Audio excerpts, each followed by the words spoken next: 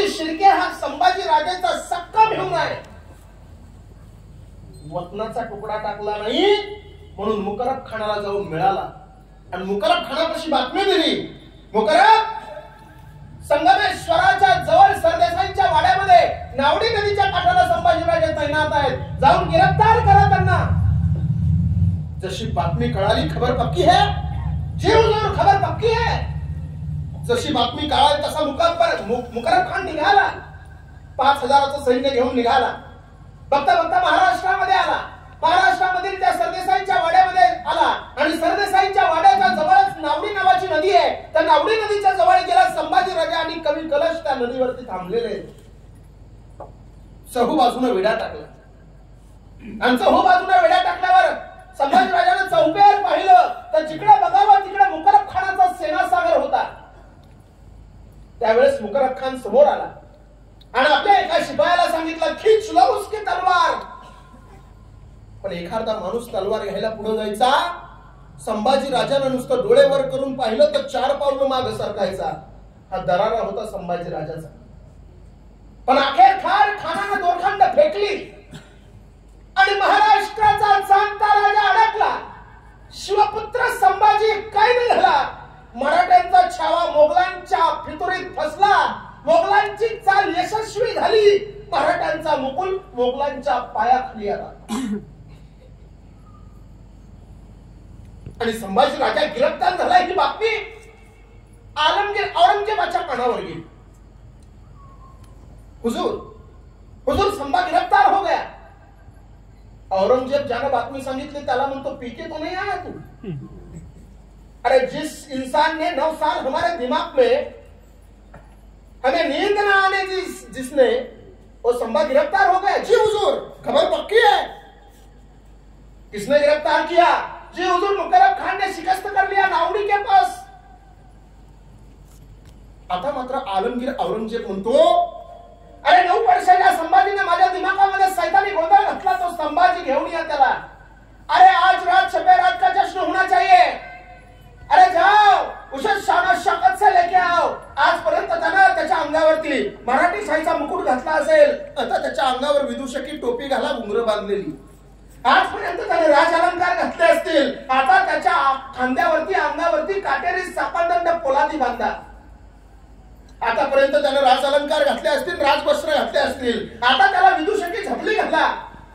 आतापर्यंत तो हत्तीवर आला असेल, घोड्यावर आला असेल, पालखीमध्ये आला असेल, मदारीत आला असेल, आता त्याला उंटाला बांधून आणा.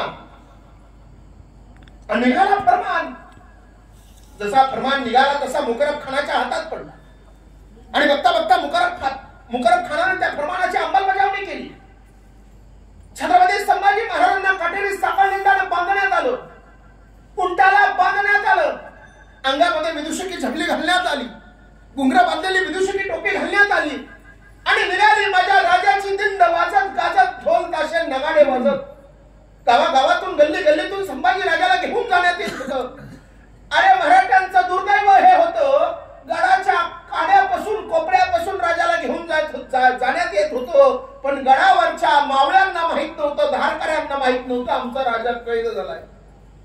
गावातल्या 80 मधून संभाजी राजाला घेऊन जाण्यात येत होतं, पण गावातल्या वारकऱ्याला गावातल्या धारकऱ्याला माहित नव्हतं आमचा राजा कैद झालाय. मोगल छावणीमध्ये जल्लोष माजला होता आनंदाचा. म्हणून 9 वर्ष त्या औरंगजेबाच्या दिमागामध्ये सैतानी गोंधळ घडला. संभाजी आहे तरी कसा, म्हणून कोण कोणाच्या घरावर, कोण कोणाच्या झाडावर, कोण कोणाच्या डोक्यावर, कोण कोणाच्या खांद्यावर बसून पाहत होतो. नेमका संभाजी आहे तरी कसा, दिसतो कसा, म्हणून सगळे मोगल गावागावामध्ये पाहत होते. कोणीतरी यायचं. गावातून दिंड निघाली राजाची वाजत गाजत की हातामध्ये दगड घ्यायचं, दगड भिरभिर करत राजाच्या दिशेने भिरवायचं.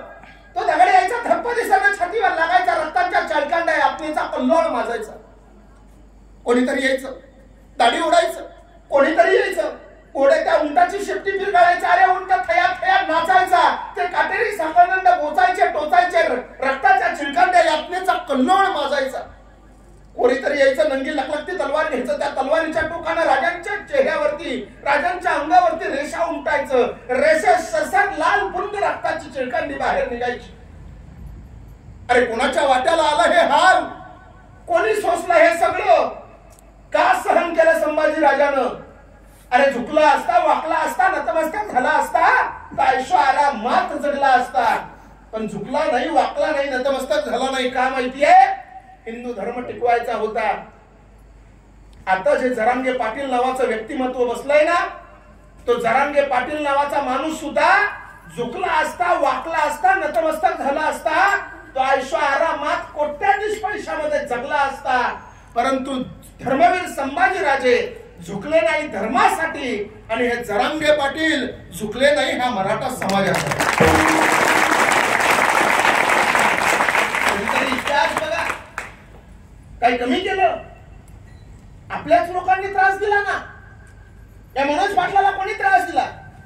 अरे आपलीच लोक होती ना.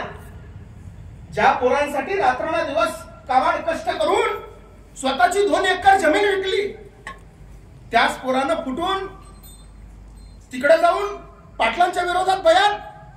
त्यातला तो अमोल खुणे नावाचा पोरगा, त्याच्यावर अजून अत्याचार करता तुम्ही. एक सांगू तुम्हाला, छत्रपती शिवाजी महाराजांच्या नंतर जर मराठा समाज एकत्रित कोणी केला असेल तर त्याचं नाव आहे जरांगे पाटील. महत्वाचं सांगतो माझ्या लेकरांना, पुराणो ते बंद कर. पुराणो महत्वाचं सांगतो तुम्हाला.